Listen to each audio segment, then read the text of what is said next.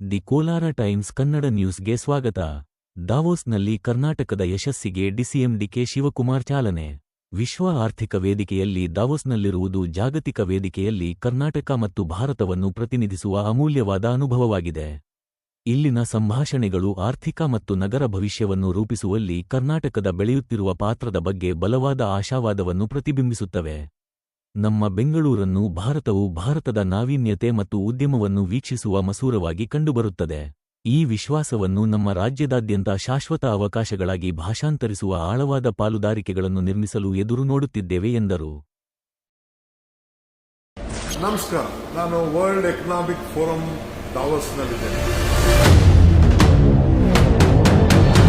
ಕರ್ನಾಟಕದಲ್ಲಿ ಇನ್ವೆಸ್ಟ್ಮೆಂಟ್ ಬರಲಿಕ್ಕೆ ಅನೇಕ ಕಾರ್ಯಕ್ರಮಗಳನ್ನು ಅವರಿಗೆ ಕೊಟ್ಟಿದ್ದೇನೆ.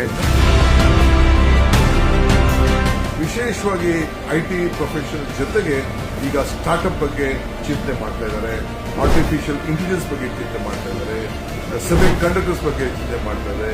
ಇದಲ್ಲದೆ ಕ್ಲೀನ್ ಎನರ್ಜಿ ಅದ್ರ ಬಗ್ಗೆ ಚಿಂತನೆ ಮಾಡ್ತಾರೆ. ಸೊ ಪವರ್ ಎಕ್ಸೆಸ್ ನಮ್ಮ ರಾಜ್ಯದಲ್ಲಿ ಇದೆ. ಅದಕ್ಕೋಸ್ಕರ ಎಲ್ಲರೂ ಕೂಡ ಕರ್ನಾಟಕ ರಾಜ್ಯದಲ್ಲಿ ಇವತ್ತು ಇನ್ವೆಸ್ಟ್ ಮಾಡಬೇಕು ಅಂತ ಹೇಳಿ ತೀರ್ಮಾನ ಮಾಡಿದ್ದಾರೆ.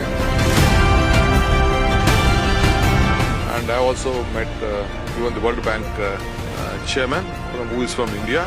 He also assured me that he is going to come and help us as far as Karnataka is concerned. He is coming for a day or two to India. So they all are very much thrilled to support. Okay, what are you taking back from Davos to Karnataka? What's the takeaway? We have met a lot of business leaders. I think all of them want good policies so that they can come and invest there. ಈ ಒಂದು ಐತಿಹಾಸಿಕವಾದಂಥ ಕಾರ್ಯಕ್ರಮದಲ್ಲಿ ಪಾಲ್ಗೊಳ್ಳಲಿಕ್ಕೆ ರಾಜ್ಯದ ಜನತೆ ಅವಕಾಶ ಮಾಡಿಕೊಟ್ಟಿದ್ದೀವಿ. ಖಂಡಿತ ಸದುಪಯೋಗವನ್ನ ನಾವೆಲ್ಲ ಮಾಡ್ಕೊಳ್ಳೋಣ, ರಾಜ್ಯವನ್ನ ಬೆಳೆಸೋಣ. ಈ ರಾಜ್ಯಕ್ಕೆ ಮೊದಲನೇ ಸ್ಥಾನದಲ್ಲಿ ಯಾವಾಗಲೂ ಕೂಡ ಇರುವಂತ ಕೆಲಸ ನಮ್ಮ ಸರ್ಕಾರ ನಿಮಗೋಸ್ಕರ ಮಾಡ್ತದೆ ಅನ್ನೋ ಮಾತನ್ನ ಹೇಳಲಿಕ್ಕೆ ನಾನು ಬಯಸ್ತೇನೆ. ಎಲ್ಲರಿಗೂ ನಮಸ್ಕಾರ.